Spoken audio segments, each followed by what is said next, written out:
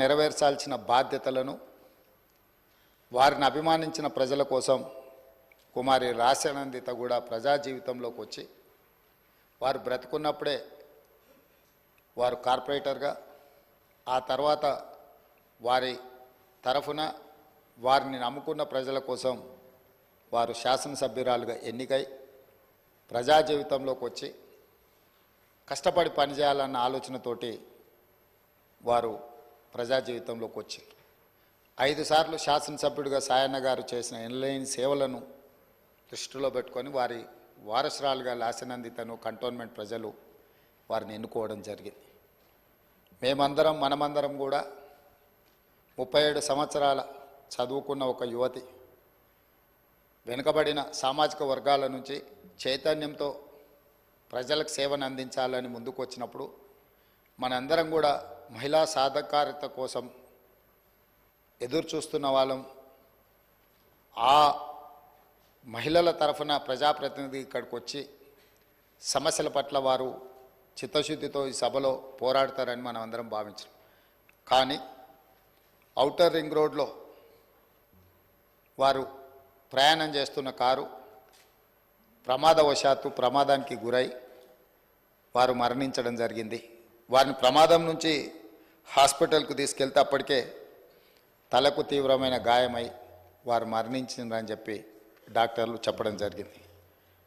వాస్తవంగా ఆ కుటుంబము ప్రజలతో ఉన్న సత్సంబంధాలు కంటోన్మెంట్ ప్రాంతంలోనే కాకుండా జిహెచ్ఎంసి పరిధిలో ఎవరిని అడిగినా కూడా ఆ కుటుంబం యొక్క ప్రజలతోనే ఉన్న సత్సంబంధాలు, ప్రజా సమస్యల మీద వారు చేసిన ప్రయత్నాలు ఎవరైనా చెప్తారు.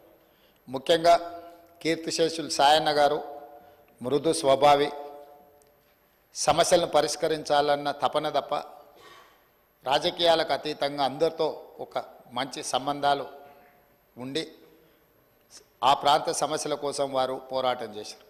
వారు కంటోన్మెంట్ ప్రాంతాన్ని జిహెచ్ఎంసీలో కలిపే విషయంలో కానీ, కంటోన్మెంట్ ప్రాంతంలో అక్కడ ఆర్మీ అధికారులు వాళ్ళ వల్ల కలుగుతున్న రోడ్ల ఇబ్బంది విషయంలో కానీ, ఎలివేటెడ్ కారిడార్ల విషయంలో కానీ చాలా విషయాలలో నేను పార్లమెంట్ సభ్యుడిగా డిఫెన్స్ కమిటీ మెంబర్గా ఉన్నప్పుడు సాయన్న గారు ఎన్నోసార్లు కంటోన్మెంట్ బోర్డు సమావేశాలలో ప్రస్తావించేవారు. ఎందుకు అనంటే వారు ఎమ్మెల్యేగా నేను ఎంపీగా ఈ సమస్యల్ని పరిష్కరిస్తే ఆ కంటోన్మెంట్ ప్రాంత ప్రజలకు న్యాయం జరుగుతుంది, మేలు జరుగుతుందని చెప్పి వారు పరితపించారు. కానీ దురదృష్టవశాత్తు ఎలివేటెడ్ కారిడార్ల అనుమతి, అదేవిధంగా కంటోన్మెంట్ ప్రాంతాన్ని జిహెచ్ఎంసీలో కలపడానికి అనుమతి వచ్చే సమయానికి వారు లేరు. వారి వారసురాలుగా వచ్చిన లాస్యనందిత గారైనా ఆ సందర్భంలో ఉండుంటే చాలా సంతోషపడి ఉండేవాళ్ళు. ఎందుకంటే సాయన్న గారి ప్రజలకు ఇచ్చిన మాట నెరవేరిందని. కానీ దురదృష్టవశాత్తు లాస్యనందిత గారు కూడా ఈ కంటోన్మెంటు అత్యంత కీలకమైన సమస్యల పరిష్కార సమయంలో వారు మన మధ్యత లేకపోవడం బాధాకరమైన విషయం. ఏది ఏమైనా కంటోన్మెంట్ ప్రజల హృదయాలలో సాయన్న గారు కానీ, సాయన్న గారి కుమార్తె వారసురాలు లాస్యనందిత గారు కానీ శాశ్వతంగా ప్రజల హృదయాలలో నిలిచిపోతారు.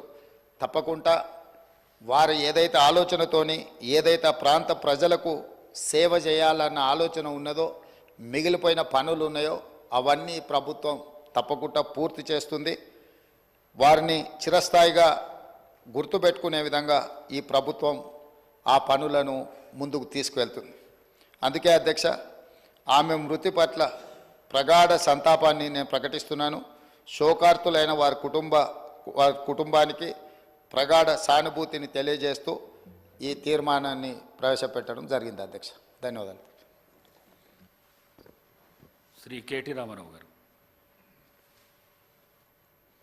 అధ్యక్ష, ముందుగా తమరికి ధన్యవాదాలు అధ్యక్ష. ఎందుకంటే ఒక యువ శాసనసభ్యురాలు ఇవాళ అనుకోని పరిస్థితుల్లో మన మధ్యన లేని ఈ సందర్భంలో మరి కేవలం ఈ ఒక్కరోజు మొత్తం కూడా సంతాప తీర్మానం మీదే అమ్మాయి గురించి మాట్లాడడానికి అందరికీ అవకాశం ఇచ్చినందుకు ముందుగా తమరికి ధన్యవాదాలు. అధ్యక్ష, నిజంగా కూడా కొన్ని సందర్భాలు దిగ్భ్రాంతిని కలిగిస్తాయి అధ్యక్ష.